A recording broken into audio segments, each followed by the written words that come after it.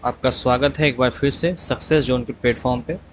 आज हम लोग देखेंगे सामाजिक विज्ञान के 30 महत्वपूर्ण प्रश्न जो कि सीटेट दिसंबर 2023 के लिए आपके लिए बहुत ज़्यादा ही महत्वपूर्ण होने वाला है। चलिए फटाफट के अंदाज में शुरू करते हैं। और आपको हम बता दें कि ये मेरा जो है फर्स्ट है। इसके अलावा जो ये सेट 1 है, इसके अलावा जो है लगातार आपको प्रतिदिन जो है सीट प्राप्त होते रहेगा और आप इनसे एक बेहतर तैयारी करके आगे सीटेट को क्लियर कर सकते हैं। चलिए हम फटाफट पहला क्वेश्चन लेते हैं। आज का पहला क्वेश्चन आपके स्क्रीन पे ये रहा। समुद्रगुप्त को किस वाद्य यंत्र को बजाते हुए सिक्कों पर दिखाया गया है? पहला ऑप्शन है तानपुरा, दूसरा ऑप्शन सितार, तीसरा ऑप्शन वीणा, चौथा ऑप्शन बांसुरी। तो इसका जो सही आंसर हो जाएगा क्या हो जाएगा? वीणा। क्या हो जाएगा? वीणा। चलिए अगला क्वेश्चन हम लोग देखेंगे फटाफट। ए, बी और सी कथनों को पढ़ें और सही उत्तर का चयन कीजिए। लगभग 200 साल के भीतर मगध सबसे महत्वपूर्ण जनपद क्यों बन गया?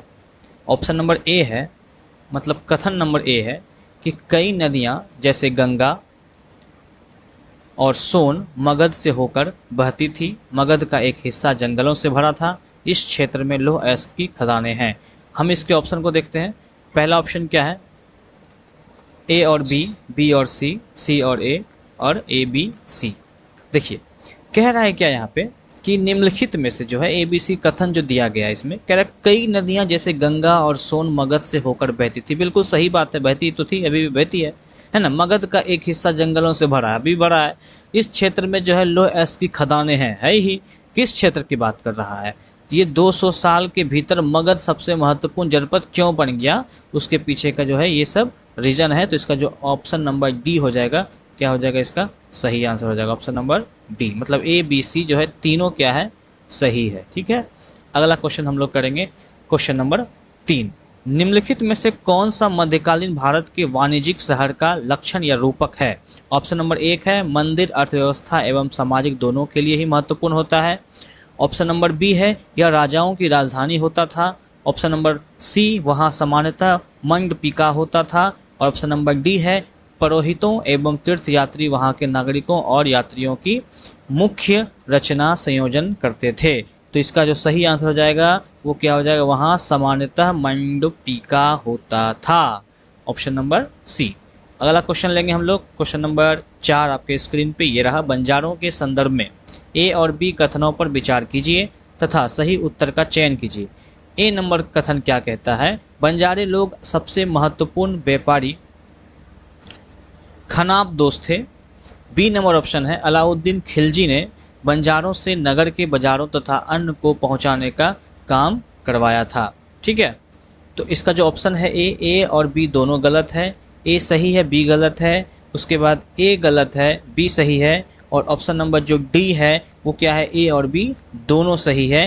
तो इसका जो सही आंसर हो जाएगा क्या हो जाएगा कि इसका जो सही आंसर होगा ए और बी दोनों ही सही है, क्योंकि बंजारे लोगों को सबसे महत्वपूर्ण व्यापारी खनाबदोश थे। और बी नंबर जो कथन है अलाउद्दीन खिलजी ने बंजारों से नगरों के बाजारों तथा अन्न को पहुंचाने का काम करवाया था। ठीक है, क्वेश्चन नंबर हम लोग 5 लेते हैं। सरकारी शिक्षण संस्थाओं में अध्ययन तथा सरकारी संस्थानों में नौकरी के अवसरों में सहयोग हेतु किन आधारों को अपनाया जाता है? ऑप्शन नंबर ए है जाति, पारिवारिक आय। सी नंबर जो है ऑप्शन है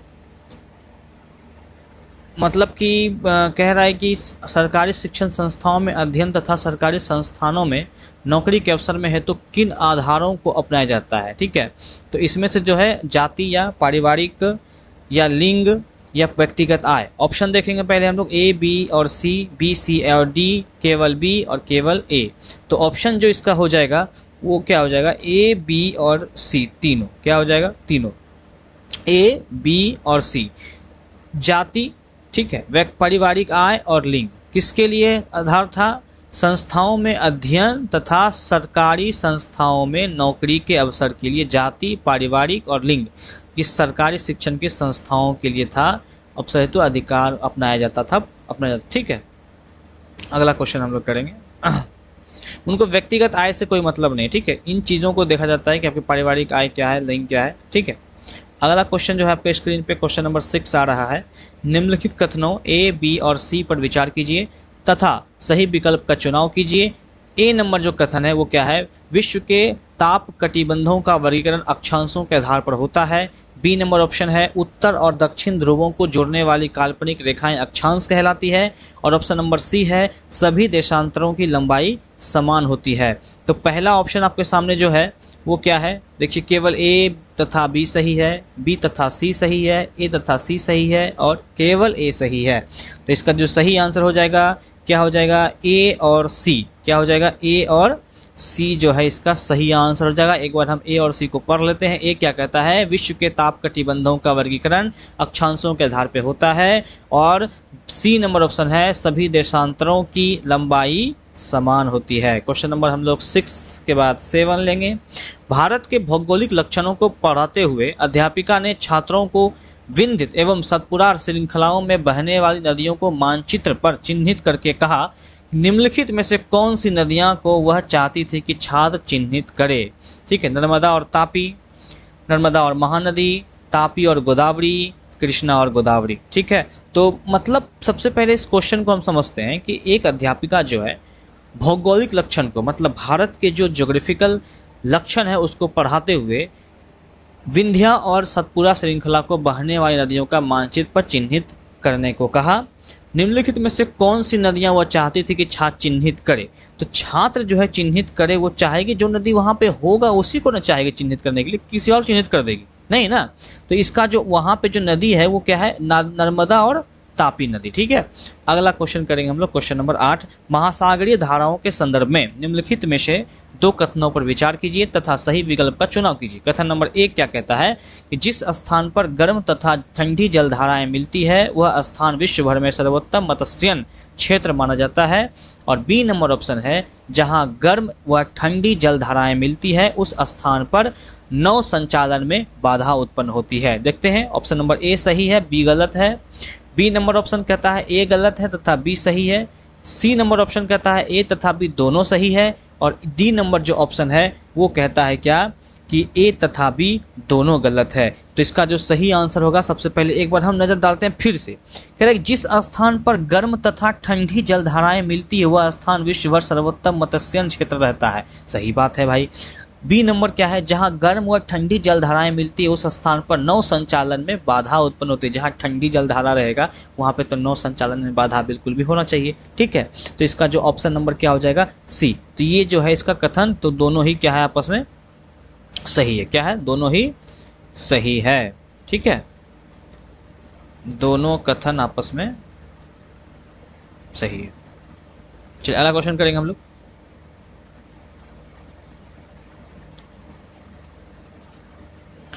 वायु दाब के संबंध में निम्न कथनों पे कौन सा कथन सही है। वायु दाब के संबंध में निम्न कथनों में कौन सा कथन जो है सही है। एक सेकंड जरा सा। ठीक है, वायु दाब के कथनों में निम्नलिखित में से कौन सा कथन सही है।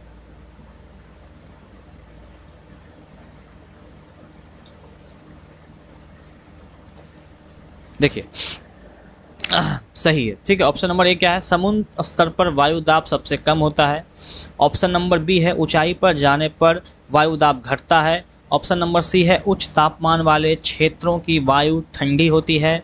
डी नंबर ऑप्शन है कम तापमान वाले क्षेत्रों की आयु गर्म होती है। तो जो 9 नंबर क्वेश्चन है उस क्वेश्चन में कह रहा है कि वायु दाब के संबंध में निम्न कथनों में से कौन सा कथन सही है। ठीक है, तो ऊंचाई पर जाने पर क्या होता है, वायु दाब जो है स्वाभाविक रूप से घटता है। ताकि हम लोग कभी नोटिस भी किए होंगे, जब हम ऊंचाई पे जाते हैं तो वहाँ पे क्या होता है, ऊंचाई वायु दाब घट जाता है, जिस कारण से कभी कभी जो है पहाड़ पे जो लोग पिकनिक मनाने जाते हैं उसका जो है जल्दी से जो है खाना वगैरह पकता नहीं है, क्योंकि वहाँ पे जो है क्या है वायु दाब जो है कम रहता है और उसको पकने में अधिक समय लगता है। अर्थात जो ऑप्शन नंबर बी क्या हो जाएगा, सही हो जाएगा। ठीक है, अगले क्वेश्चन चलेंगे, क्वेश्चन नंबर 10 की तरफ आएंगे। निम्नलिखित कथनों ए, बी तथा सी पर विचार कीजिए। देखिए हम जो है इस बार जो है ज़्यादा कथन वाला क्वेश्चन इसलिए लाए क्योंकि उस वाले क्वेश्चन से क्या होता है, एक ही क्वेश्चन से हम लोग जो है 3 से 4 क्वेश्चनों को हल कर लेते हैं और उनका जो है कंसेप्ट थोड़ा ज़्यादा क्लियर होता है। इसलिए हम क्या किए हैं कि ए, बी, सी वाले ऐसा कथन वाला क्वेश्चन को लेके आए हुए हैं, ताकि क्वेश्चन भी थोड़ा जो है देखने में, और ये सब क्वेश्चन जो है अच्छे क्वेश्चन हैं, आ सकते हैं एग्जाम में। आगे देखते हैं हम लोग। कह रहा है क्या, निम्नलिखित कथनों ए तथा बी तथा सी पर विचार कीजिए और सही विकल्प का चुनाव कीजिए। कथन नंबर ए क्या कहता है, मानव वस्तुएं इस बात को दर्शाती है कि किस प्रकार मानव ने अपने वातावरण को अपने अनुकूल बनाया है। बी नंबर ऑप्शन है, एक आदर्श बरसाव स्थान के चुनाव में प्राकृतिक दशाओं का कोई योगदान नहीं है। ऑप्शन नंबर सी है, केवल जब मनुष्य ने फसल उगाने प्रारंभ किया तब उनके लिए अस्थायी घर बनाना आवश्यक हो गया। देखिए लास्ट वाला जो हमने पढ़ा अभी, केवल जब मनुष्य ने फसलें उगाना प्रारंभ किया, जब मनुष्य ने फसल उगाना प्रारंभ किया तब उनके लिए क्या हो गया, अस्थायी घर बनाना जो है आवश्यक। ये कथन बिल्कुल सही है, सी नंबर तो जाएगा ही। अब सी के साथ और कौन जाएगा कि केवल सी ही रहेगा, हम देखते हैं एक बार और अच्छे से कि ए नंबर क्या है, एक आदर्श बरसाव साथ चुनाव को प्राकृतिक दशाओं में कोई, ये तो देखिए नहीं होगा, ये नहीं था, ऐसा कुछ नहीं था, हमने नहीं पढ़ा है। मानव वस्तुएं हम इस बात को दर्शाती है कि किस प्रकार मानव ने अपने वातावरण के अपने अनुकूल बनाया है। ये क्वेश्चन जो है अर्थात ए और सी जो है इसका क्या हो जाएगा, सही आंसर हो जाएगा ए और सी। ठीक है, अगला क्वेश्चन लेंगे, क्वेश्चन नंबर 11। प्रारंभिक स्तर पर एक शिक्षिका अपनी कक्षा में खनिजों के बारे में चर्चा करना चाहती है, निम्न में से किन उदाहरणों को उन्हें अपनी कक्षा में उपयोग में लाना चाहिए। ऑप्शन नंबर ए है, देखिए ये सब चीज़ों के बारे में जो है चर्चा करना चाहती है कौन, हमारी शिक्षिका। अब कह रहा है कि उदाहरण हम उसको कौन सा देंगे खनिज के बारे में, तो आपको पता होना चाहिए खनिज कौन कौन सा होता है, पहले ये चीज़ जानना पड़ेगा खनिज कौन कौन सा होता है। तो खनिज जो है यहाँ पे जो दिखाया गया ऑप्शन में, देखिए ऑप्शन क्या है, तांबा है, अबरक है, नमक है, चूना पत्थर, सही विकल्प का चयन कीजिए। तो भाई तुमको पता होना चाहिए कि तांबा भी खनिज है, अबरक भी खनिज है, नमक भी खनिज है और चूना पत्थर भी खनिज है। तो ऑप्शन नंबर क्या हो जाएगा इसका, डी नंबर जो है इसका क्या हो जाएगा, सटीक आंसर हो जाएगा कि जो है कोई भी उदाहरण दे दीजिए, है ना। चलिए अगला करेंगे क्वेश्चन नंबर 12। भारतीय उपमहाद्वीपों के प्राचीनतम नगरों पर परियोजना कार्य की योजना बनाते समय आप छात्रों को किस क्षेत्र की जानकारी प्राप्त करने के लिए कहेंगे। ठीक है, आगे देखिए, ए नंबर है गंगा घाटी, बी नंबर है नर्मदा घाटी, सी नंबर है सिंधु घाटी और डी नंबर क्या है, ब्रह्मपुत्र घाटी। देखिए क्वेश्चन बहुत इंपॉर्टेंट है, आपको लग रहा होगा देख करके कि उपमहाद्वीपीय के प्राचीनतम नगरों पर परियोजना बनाने के लिए, ठीक है, बनाते समय आप छात्रों को किस क्षेत्र की जानकारी प्राप्त करने के लिए कहेंगे। तो आप गंगा घाटी क्यों कहेंगे, नहीं कहेंगे, नर्मदा घाटी को नहीं कहेंगे, ब्रह्मपुत्र को नहीं कहेंगे, किसको कहेंगे भाई, तो कहेंगे हम किसको, सिंधु घाटी को कहेंगे। किसको कहेंगे, सिंधु घाटी का सही आंसर हो जाएगा। Question number 13। कौन सा शासक अपने सैनिकों को टोकन मुद्रा से वेतन देता था जो सोने चांदी की न होकर सस्ती धातुओं से निर्मित होती थी। इस सस्ती मुद्रा का प्रयोग लोगों द्वारा तमाम कर चुकाने के लिए किया गया और यह नीति असफल हुई। कौन था वो शासक, है ना, वो शासक कौन था। पहला ऑप्शन है गयाउद्दीन सिद्दीकी, है ना, गयासुद्दीन तुगलक। बी नंबर है मोहम्मद बिन तुगलक, सी नंबर फिरोज शाह तुगलक और डी नंबर बलबन। तो इसका जो आंसर हो जाएगा वो क्या हो जाएगा, महमूद बिन तुगलक। क्या हो जाएगा, मोहम्मद बिन तुगलक जो है अपने सैनिकों को टोकन मुद्रा से वेतन देता था जो सोना चांदी की न होकर सस्ती धातुओं से निर्मित होती थी। और इस सस्ती मुद्रा का उपयोग जो है प्रयोग लोगों द्वारा तमाम कर चुकाने के लिए किया गया और यह नीति क्या हो गई, असफल हो गई, अनसक्सेसफुल रहा। क्वेश्चन नंबर 14 आपके स्क्रीन पे ये रहा, बहुत ही सुंदर क्वेश्चन है। मराठा सेना को मुख्य आधार प्रदान करने वाला कृषक प्रचारक के दलों को क्या कहा जाता है, कुणबी, देशमुख, सूबेदार या फिर पेशवा। तो उनको जो है हम लोग क्या कहते हैं, उनको हम लोग कहते हैं कुणबी। क्या कहते हैं, कुणबी। ठीक है, क्वेश्चन नंबर 15 आपके स्क्रीन पे आ रहा है बहुत जल्द। कह रहा है क्या, 1927 में, ठीक है, 1927 में डॉक्टर भीमराव अम्बेडकर द्वारा कौन सी जातिगत पूर्वाग्रहों के विरोध में आंदोलन चलाया गया था। देखिए ऑप्शन नंबर ए है सामूहिक सामाजिक भोज, अंतरजाति विवाह, विरोध प्रदर्शन हेतु आगे बढ़ना, मंदिर प्रवेश। तो 1927 में जो है डॉक्टर भीमराव अम्बेडकर के अनुसार जो है मंदिर में प्रवेश करने के विरोध में जो है चलाया गया था क्या, आंदोलन। ठीक है, और क्वेश्चन नंबर 16, निम्नलिखित में से 19वीं शताब्दी के कौन से समाज सुधारक उनके संगठन से सही रूप में मेल खाते हैं। ऑप्शन नंबर ए है विवेकानंद वेद समाज, ठीक है, राजा राम मोहन राय प्रार्थना समाज और सी नंबर है केशव चंद्र सेन ब्रह्म समाज। ठीक है, इसमें सही विकल्प का चयन करना है। ऑप्शन ए में केवल ए, ऑप्शन बी में केवल बी, केवल सी और क्या है ए, बी और सी तीनों। तो देखिए ध्यान से, विवेकानंद जो है वेद समाज से बिल्कुल भी नहीं थे, ठीक है, और राजा राम मोहन राय प्रार्थना समाज से नहीं थे। सी नंबर जो ऑप्शन है केशव चंद्र सेन जो है ये क्या थे कि जो है ब्रह्म समाज से ताल्लुक रखते थे, अर्थात जो है इसका ऑप्शन क्या हो जाएगा, सी नंबर जो है सही हो जाएगा। क्वेश्चन नंबर 17 की तरफ चलेंगे। एक तमिल शब्द जो 3 राजवंशों चोला, चेरा और पांड्या के प्रमुखों के लिए प्रयोग होता था वह क्या है? दक्षिण पथ, महामंडलेश्वर, राजा राज, देवा और उसके बाद ऑप्शन नंबर डी है मोवेंदार। क्या है? मोवेंदार। तो ऑप्शन नंबर इसका जो डी है वही सही होगा। मोवेंदार जो है एक तमिल शब्द है जो कि 3 राजवंशों चोला, चेरा और पांडवों के प्रमुख के लिए प्रयोग में होता है। अगला क्वेश्चन करेंगे हम लोग, क्वेश्चन नंबर 18। ये कथन है, क्या है? कथन है। कह रहा है कि सभी देशों ने निश्चय किया कि यामोत्तर की गिनती संदर्भ रेखा से शुरू की जाए। ठीक है, उसका कारण क्या दे रहा है कि सभी देशांतरीय यमोत्तर की लंबाई समान होती है और दिए गए विकल्प का सही चयन कीजिए। ए और आर दोनों सही है परंतु आर सही व्याख्या नहीं करता है ए की। ए सही है परंतु आर गलत है। ए और आर दोनों गलत है। ए और आर दोनों सही है। आर सही व्याख्या है ए की। ठीक है, इसका जो सही आंसर हो जाएगा क्या हो जाएगा? देखिए दोनों एक्चुअली में सही बात है। कह रहा है क्या कि सभी देश जो है निश्चय किया कि यामोत्तर की गिनती संदर्भ रेखा से शुरू की जाए और सभी देशांतरिक यामोत्तर की लंबाई समान होती है। बिल्कुल सही है। इसमें जो है ए और आर क्या है, दोनों सही है और आर जो है सही व्याख्या करता है किसका? ए का। तो अर्थात इसका आंसर क्या हो जाएगा? D number. ठीक है, अब करेंगे अगला क्वेश्चन, क्वेश्चन नंबर 19। कह रहा है ग्रीनविच में दोपहर के 12 बजते हैं और तब ग्रीनविच के 25 डिग्री पश्चिम में क्या समय होगा? तो आपको हम बता दें, ऑप्शन नंबर जो है इसका क्या हो जाएगा? डी नंबर इसका क्या हो जाएगा? सही हो जाएगा। इसको ध्यान रखेंगे, जब 12 बजेगा ग्रीनविच में तो 25 डिग्री पश्चिम में जो है 10:20 होगा। ठीक है, अगला क्वेश्चन करेंगे हम लोग, क्वेश्चन नंबर 20 आपके स्क्रीन पे ये रहा, फटाक से देखेंगे जल्दी से। कथन ए तथा बी के आधार पर वनों के प्रकार की पहचान कीजिए। ठीक है, ए नंबर कथन क्या कहता है? ये घने वन भूमध्य रेखा के पास पाए जाते हैं। बी नंबर है यहाँ अत्यधिक वर्षा होती है तथा इन क्षेत्रों में कभी शुष्क मौसम नहीं होता है।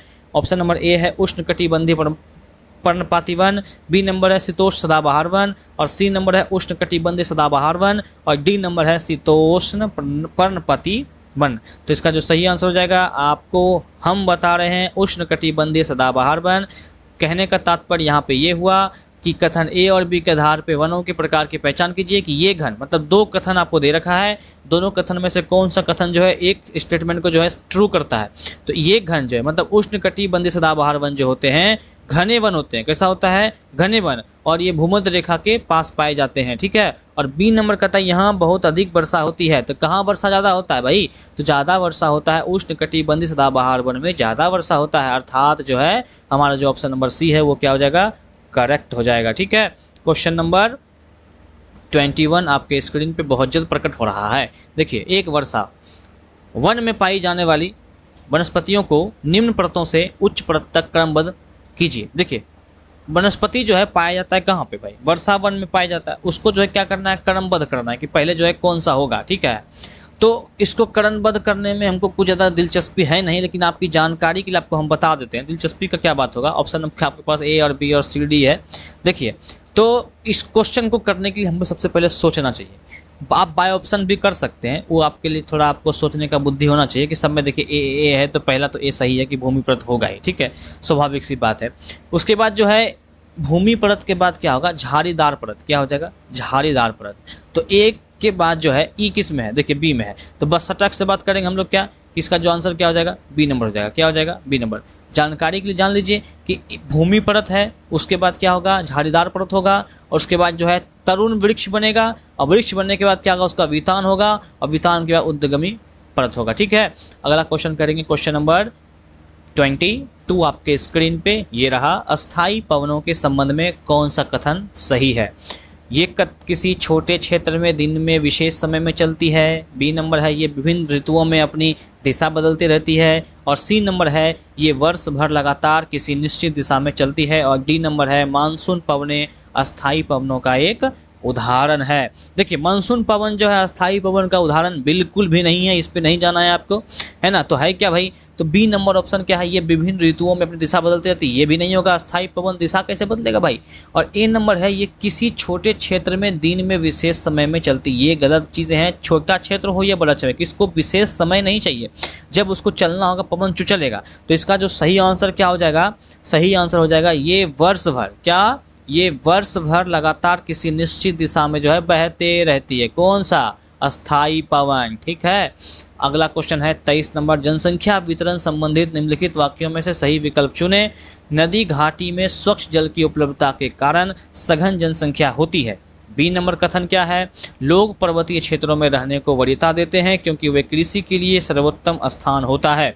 सी नंबर है, लोग समतल मैदानों और सहज ढालों पर रहने को वरीयता देते हैं। और डी नंबर ऑप्शन क्या कहता है, लोग कठिन जलवायु में रहने की वरीयता देते हैं। ऑप्शन आपके सामने पहला है, केवल ए और बी सही है, केवल बी और सी सही है, केवल सी और डी सही है, केवल ए और सी सही है। तो इसका जो आंसर हो जाएगा आपको हम बता देते हैं। देखिए नदी घाटी में स्वच्छ जल की उपलब्धता, ठीक है, के कारण सघन जनसंख्या होती है, ये सही जवाब है। उसके बाद ये जो बी और है आपका, बी और जो डी है, ठीक है। देखिए लोग कठिन जलवायु में रहना पड़ता है, ये गलत चीज़ है, ये तो नहीं होगा। कठिन जलवायु में कैसे कोई रहेगा जी। तो इसका आंसर क्या हो जाएगा, ए और सी सही है। कौन सा है, ए और सी कहाँ है, डी नंबर में। ए और सी कहाँ है, डी नंबर ऑप्शन में, ये इसका सही जाएगा, सही आंसर। क्वेश्चन नंबर 23 के बाद 24 लेते हैं, आपके स्क्रीन पे रहा। टैगोर के शिक्षा संबंधी विचारों के बारे में कौन सा कथन सही है। पहला कथन क्या कहता है, प्राकृतिक वातावरण में सृजनात्मक अधिगम। बी नंबर है, कला संगीत और नृत्य पर बल देना। और सी नंबर है, पाश्चात्य सभ्यता विज्ञान एवं तकनीक की आलोचना करता है। सही विकल्प का चयन कीजिए। विकल्प नंबर ए और बी, ए और सी, बी और सी और ए, बी और सी, तीनों जो है दिया है। तो इसका जो आंसर होगा आपको हम पहले बता देते हैं कि टैगोर के शिक्षा संबंधी विचार में जो है कौन सा कथन सही है। तो पहला जो है जो दिख रहा है आपके स्क्रीन पे, प्राकृतिक वातावरण में सृजनात्मक अधिगम, ये तो सही है। उसके बाद जो है कला संगीत और नृत्य पर बल देता है, ये भी सही है। पाश्चात्य सभ्यता विज्ञान और तकनीक की आलोचना नहीं करता, ये गलत चीज़ है, ये नहीं होगा। तो इसका जो सही आंसर क्या हो जाएगा, जिसमें कि तुम्हारा जो है ए और बी सही है। तो ए और बी कथन किसमें है, ए में, किसमें है, ए में। ए नंबर इसका क्या हो जाएगा, सही हो जाएगा। 24 के बाद हम लेंगे 25 नंबर क्वेश्चन को। कृषि के प्रकार पर निम्नलिखित वक्तव्यों पर चर्चा कीजिए, विचार कीजिए। चर्चा नहीं करना है, विचार करना है। चर्चा कीजिएगा तो बोर हो जाएगा, ठीक है। विचार कर देंगे। विचार कैसे करेंगे, अब विचार ऑप्शन से करेंगे ना भाई। देखो ऑप्शन क्या कहता है, ऑप्शन नहीं कथन है, वक्तव्य है, वाक्य है। तकनीकी के निम्न स्तर का प्रयोग मिश्रित कृषि में होता है, ठीक है। बी नंबर है, स्थानांतरित कृषि जीवन निर्वाह हेतु कृषि का पुरातन प्रकार है। और सी नंबर ऑप्शन जो है वो आपके लिए है क्या, स्थानांतरित कृषि को कर्तन व दहन कृषि के रूप में भी जाना जाता है। सही विकल्प का चयन कीजिए। देखो सही विकल्प का चयन तो हम करेंगे क्योंकि हम ही करने के लिए ही हैं और कोई करने के लिए यहाँ पे है भी नहीं। तो ऑप्शन नंबर ए जो है कहता है ए और बी दोनों सही है। तो भाई ए गलत है, क्या है, तकनीकी के निम्न स्तर का प्रयोग मिश्रित कृषि में होता है, तकनीकी का प्रयोग मिश्रित कृषि में नहीं होता है, ठीक है। और बी नंबर जो ऑप्शन है क्या है, बी नंबर जो ऑप्शन है स्थानांतरित कृषि जीवन निर्वाह हेतु कृषि को पुरातन प्रकार है, ये सही है, बहुत हद तक सही है। और सी नंबर जो ऑप्शन है वो कहता है कि स्थानांतरित कृषि को कर्तन व दहन है ना कृषि के रूप में भी जाना जाता है। बी और सी जो है क्या है, इसका सही आंसर है। तो बी और सी जो है ऑप्शन किस में है देख लेंगे हम। तो बी और सी है ऑप्शन नंबर बी के अंदर में, दोनों सही है, बाकी सब जो है गलत है, ठीक है। ऑप्शन नंबर क्वेश्चन नंबर 26 की तरफ चलेंगे। 1964 में, ठीक है, 1964 में किस देश ने विभिन्न प्रकार के सामाजिक भेदभाव की रोकथाम के लिए नागरिक अधिकार अधिनियम पारित किया था। कौन सा देश था भाई, भारत था, दक्षिण अफ्रीका था, या फिर संयुक्त राज्य अमेरिका था, जर्मनी था। देखिए ये सब चीज़ों में जो है जर्मनी संयुक्त राज्य अमेरिका जो है बहुत आगे रहता है ना। तो इसका सही आंसर क्या हो जाएगा, ऑप्शन नंबर सी। क्या हो जाएगा, option number C. Option number C क्या है, संयुक्त राज्य अमेरिका। कह रहा है कि 1964 में किस देश ने विभिन्न प्रकार के सामाजिक भेदभाव की रोकथाम के लिए नागरिक अधिकार अधिनियम पारित किया, तो हो जाएगा संयुक्त राज्य अमेरिका, ठीक है। अगला क्वेश्चन करें। क्वेश्चन नंबर 27 आपके स्क्रीन पे रहा। निम्नलिखित में से कौन सा नगर निगम का एक निर्वाचित सदस्य है। आयुक्त, सचिव, पार्षद, जिसको हम लोग निगम पार्षद बोलते हैं, और प्रशासनिक प्रमुख। तो इसका जो है हो जाएगा क्या ही अंतर, क्या जो नगर निगम का एक निर्वाचित सदस्य है उसको हम लोग बोलते हैं क्या, पार्षद। क्या बोलते हैं, पार्षद, ठीक है। अगला क्वेश्चन करेंगे 28 नंबर। निम्नलिखित में से कौन सा वक्तव्य लिंग रूढ़िवादी धारणा जेंडर स्टेरियोटाइप को ये चुनौती है। लड़कियां अच्छा व्यवहार करती है, लड़के शरारती होते हैं, लड़कियां अच्छा खाना पकाती है, लड़के संवेदनशील होते हैं। देखो भाई, जेंडर की अगर बात करेंगे तो लड़कियां अच्छा व्यवहार करती, ये मैटर नहीं करता है, ठीक है, ये तो नहीं होगा। लड़के शरारती होते हैं, ये भी नहीं होगा। लड़कियां अच्छा खाना पकाती, ये तो बिल्कुल नहीं होगा। बनाती होगी अपने ज़माने में, हमें तो नहीं मिला आज तक, तो है ना। डी नंबर ऑप्शन क्या हो जाएगा, लड़के संवेदनशील होते हैं। क्या होते हैं, लड़के संवेदनशील होते हैं। 29 नंबर क्वेश्चन है, मनुस्क्रिप्ट लैटिन भाषा से प्राप्त हुआ, जिसमें मनु शब्द का अर्थ बताना है आपको क्या है। मनु का मनुष्य, देखिए आपको फंसाएगा और आप फंसीएगा नहीं। शिकारी आएगा, जाल बिछाएगा, दाना डालेगा, लेकिन फंसना नहीं का। क्यों नहीं फंसने का, यहाँ पे लिखा हुआ है मनुस्क्रिप्ट। देखिए मनु जो होता है ना, मनु मतलब लोग सोच लेगा मनुष्य या फिर मन, ठीक है, लेख। देखिए स्क्रिप्ट जो है हम लोग क्या करते हैं, स्क्रिप्ट मतलब क्या होता है, किसी चीज़ को लिखना, मतलब कोई कहानी लिखते हैं तो कहानी लिखेंगे कैसे, अपने हाथों से लिखेंगे। तो हाथ से लिखेंगे तो इसका क्या हो जाएगा, हाथ या हस्त, है ना। क्या हो जाएगा, हाथ या हस्त, इसका आंसर सही। आज के सेट का हम आखिरी क्वेश्चन लगा रहे हैं, ठीक है, और उम्मीद करेंगे ये सेट जो है हर सेट से बढ़िया हो रहा होगा। कह रहा है, वे विदेशी यात्री जिसने हर्षवर्धन के दरबार में समय व्यतीत किया था वह कौन था। तो हर्षवर्धन के दरबार में जो है सबसे ज़्यादा समय बिताने वाला आदमी कौन था, देखते हो। पहला ऑप्शन है फासियन, दूसरा है स्वान, और तीसरा है आई चिंग, चौथा है सुंग यून, ठीक है। तो इसका जो है हर्षवर्धन के दरबार में सबसे ज़्यादा समय बिताने वाला नागरिक था स्वान। कौन था स्वान। ऑप्शन नंबर बी की तरफ जाएंगे और ये होगा इसका सही आंसर। अगला क्वेश्चन जो है आपके लिए एक हम क्वेश्चन छोड़े हुए हैं जो आपको उसका जवाब देना है। क्वेश्चन क्या है, क्वेश्चन है, देखिए आपके स्क्रीन पे आ रहा है बहुत जल्द क्वेश्चन फॉर यू। निम्नलिखित में किस घटना का असम राज्य के साथ अत्यंत महत्वपूर्ण संबंध है। इस प्रश्न का जवाब जो है आप मुझे कमेंट सेक्शन में दीजिएगा और हम जानना चाहते हैं कि इसका आंसर क्या होगा। ऑप्शन आपके सामने है, मोपला विद्रोह, ढक्कन उपद्रव्य, खिलाफत आंदोलन, स्वदेशी आंदोलन। और इसका क्वेश्चन का आंसर जो है हम अगले सेट में लगाएंगे, तो वहाँ पे इसका जवाब देंगे। जो सही आंसर देगा उसको मेरे तरफ से मिलेगा, कुछ तो मिल ही जाएगा, ठीक है। तो आपका बहुत बहुत धन्यवाद कि आप मेरे साथ जुड़े। Thanks for watching. आपको देखने के लिए, है ना, मुझे सुनने के लिए, मुझे झेलने के लिए लाइक करके जाइएगा। अगर सब्सक्राइब कर रखा है आपने तो आपका बहुत बहुत धन्यवाद। आप अपना जो है फीडबैक मुझे ज़रूर दीजिएगा, क्योंकि आपका फीडबैक जो है हमें बहुत बेहतर बनाता है और हम चाहते हैं कि आप मेरे साथ जुड़िए और मेरे साथ रह करके आने वाला सीटेट, बिहार एसएससी, बिहार दरोगा, बीपीएससी, यूपीएससी सबको क्रैक करेंगे, चुन चुन के सबका बदला लेंगे, ठीक है। बहुत बहुत धन्यवाद आपका। Thanks for watching.